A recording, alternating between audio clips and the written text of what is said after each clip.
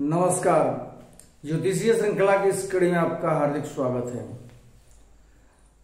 ज्योतिष के द्वारा जातक की आयु का निर्धारण इस विषय के अध्ययन के क्रम में अब हम ग्रह योगानुसार 12 वर्ष तक जातक की आयु का निर्धारण कैसे होता है, इसके संबंधित कुछ ज्योतिषीय सूत्रों की ओर हम ध्यान देते हैं और उनका अध्ययन करते हैं। 1 वर्ष तक पहला सूत्र है, यदि चंद्रमा लग्न में हो और पापग्रह केंद्र में हो तथा शुभ ग्रह के साथ नहीं हो तो जातक की आयु 1 वर्ष की होती है। चंद्रमा लग्न में बैठा हो, पापग्रह केंद्र में हो और शुभ ग्रह के साथ नहीं हो पापग्रह, तो वैसा जातक की आयु 1 वर्ष तक होती है। अगला बिंदु है, यदि बृहस्पति लग्न में हो, शुक्र और बुध मिथुन अथवा तुला में हो और अष्टमस्थ पापग्रह से दृष्ट हो तो 1 अथवा 8 वर्ष की आयु होती है। क्या है? यदि बृहस्पति लग्न में हो, शुक्र और बुध मिथुन राशि में बैठे हों या तुला राशि में बैठे हों।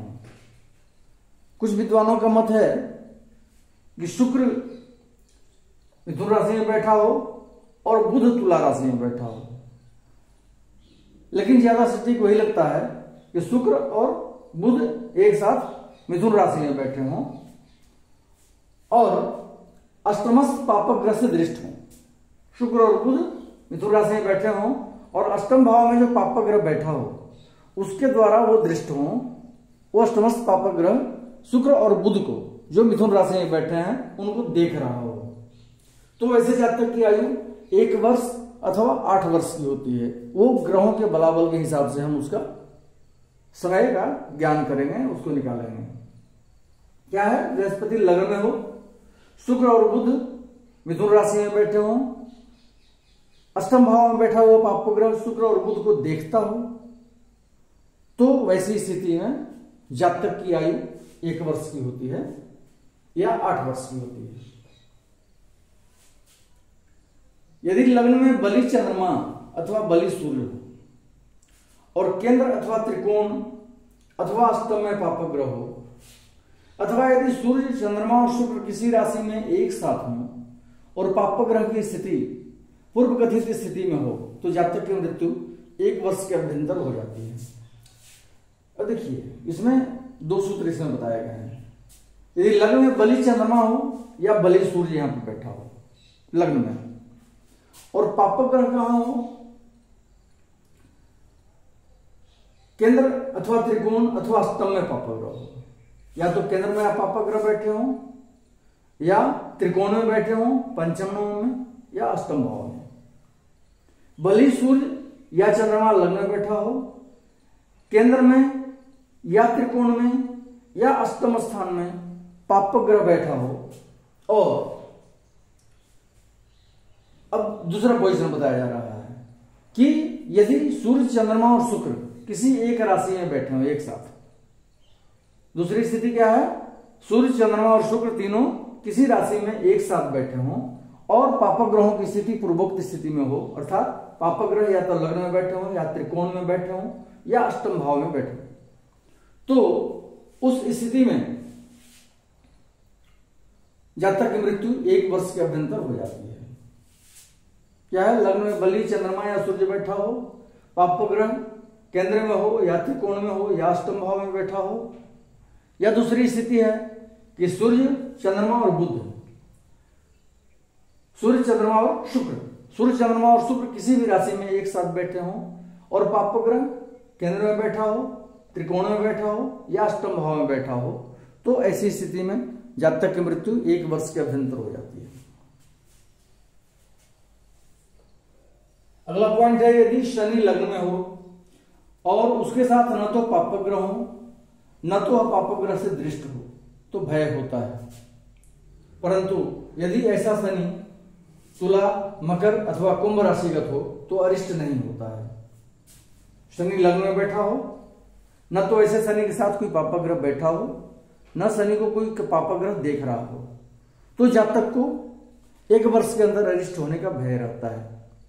परंतु यदि वैसा शनि तुला राशि में अर्थात अपनी उच्च राशि में बैठा हो लग्न में, या मकर अथवा कुंभ में अर्थात अपनी स्वराशि में बैठा हो, शनि यदि अपनी उच्च राशि में या अपनी स्वराशि में बैठा हो लग्न में, तो अरिष्ट का भय नहीं होता है। अब 2 वर्ष की बात करते हैं। 2 वर्ष तक जातक की आयु से संबंधित जो है वो सूत्र इस प्रकार है। पहला है, यदि शनि वक्री होकर मंगल के गृह में, केंद्र में, शत्रु गृह में अथवा अष्टमस्थ हो और उस पर बलि मंगल की पूर्ण दृष्टि हो, तो बालक की आयु 2 वर्ष की होती है। पहला क्लॉज क्या है? शनि वक्री हो और उसके बाद मंगल के गृह में बैठा हो, अर्थात मेष राशि में बैठा हो या वृश्चिक राशि में बैठा हो। शनि वक्री हो, मंगल के घर में बैठा हो या केंद्र में बैठा हो, मंगल के घर में बैठा हो या केंद्र में बैठा हो या शत्रुगृह में बैठा हो। शत्रुगृह में मतलब जो शत्रु है, मंगल भी उसका शत्रु होता है और चंद्रमा शत्रु होते हैं शनि के, और सूर्य शत्रु होते हैं। तो या तो कर्क राशि में बैठा हो या सिंह राशि में बैठा हो या मंगल की राशि मेष या वृश्चिक में बैठा हो, शत्रुगृह में बैठा हो या अष्टमस्थ हो, वक्री शनि या तो अष्टमस्थ हो। इन सभी स्थितियों में यदि उस पर बलि मंगल की दृष्टि, पूर्ण दृष्टि पड़ रही हो, तो ऐसे बालक की आयु 2 वर्ष की होती है। फिर से जान लें, वक्री शनि मंगल के ग्रह में, मेष में अथवा वृश्चिक राशि में बैठा हो या शत्रुगृह में बैठा हो अर्थात कर्क में या सिंह में बैठा हो, केंद्र में बैठा हो या अष्टम भाव में बैठा हो, इन स्थितियों में रहने से जातक, और उस पर मंगल की पूर्ण दृष्टि पड़ रही हो, बलि मंगल की, तो जातक की आयु 2 वर्ष की होती है। अगला पॉइंट है, यदि वक्री शनि मेष अथवा वृश्चिक राशिगत हो और मंगल केंद्र, षष्ठ अथवा अष्टम स्थान में हो और मंगल पर शुभ ग्रह की दृष्टि न हो, तो जातक 2 वर्ष तक जीवित रहता है। वक्री शनि मेष राशि में या वृश्चिक राशि में बैठा हो और मंगल केंद्र में बैठा हो या 6ठे भाव में बैठा हो या 8वें भाव में बैठा हो। फिर से जान लें, वक्री मंगल की राशि में, मेष राशि में अथवा वृश्चिक राशि में बैठा हो,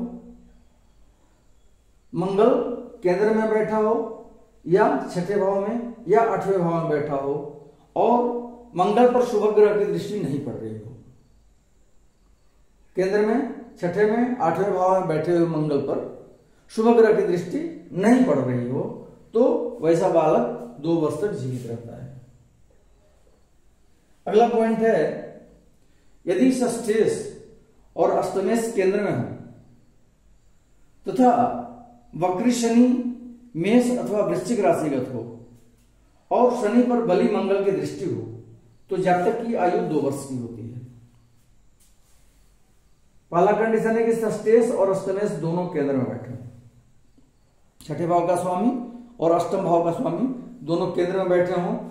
दूसरा कंडीशन है, वक्री शनि मेष अथवा वृश्चिक राशि में हो, शनि वक्री हो, मेष राशि में बैठा हो या वृश्चिक राशि में बैठा हो, और उसके बाद शनि पर बलि मंगल की दृष्टि पड़ रही हो। तीसरा कंडीशन, फिर से जान लें, षष्ठेश और अष्टमेश केंद्र में बैठा हो,